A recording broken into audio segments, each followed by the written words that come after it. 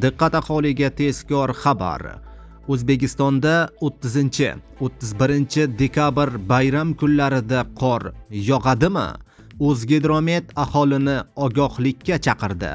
Barcha fuqarolar tezda xabardor bo'ling. Assalomu alaykum, hurmatli tomoshabinlar, tezkor yangiliklardan birinchilardan bo'lib xabardor bo'lishni istasangiz, videorolik ostiga like tugmachasini bosib qo'yishni unutmang. Like bosgan insonning qo'llari Ka'batullohning devorlarini ushlasin. Diqqat! Yilning oxirgi kunlarida O'zbekiston hududi bo'yicha beqaror ob-havo bo'lishi kutilmoqda. Bu haqida O'zgidromet xabar berdi. Dushanba kuni Qoraqalpog'iston Respublikasi va Xorazm, Buxoro, Navoiy viloyatlarida va kunning ikkinchi yarmida Samarqand va Qashqadaryo viloyatlarida yomg'ir yog'adi. Bu kuni dekabr oyi oxirgi kunlarining eng iliq kuni bo'ladi. Kunduzi havo harorati 13-18 darajagacha isiydi.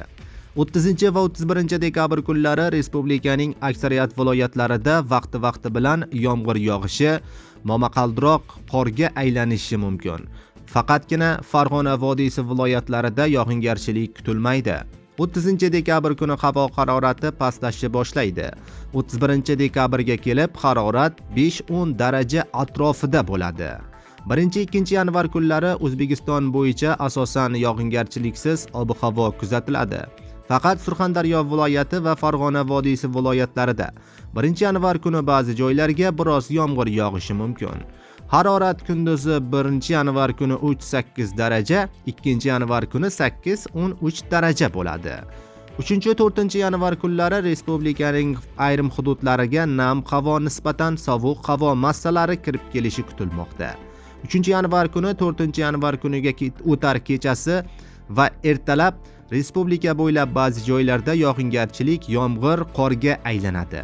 Va 4 yanvarga kelib esa kunduzgi harorat asta-sekin 0.5 darajagacha pastlay boshlaydi. Respublika bo'yicha ba'zi joylarda ayrim kunlari shamolning tezligi 13-18 metr sekundgacha kuchayishi, ba'zi joylarda esa ayni tog'li hududlarda vaqti bilan asosan qor ko'rinishidagi yog'ingarchilik kuzatiladi.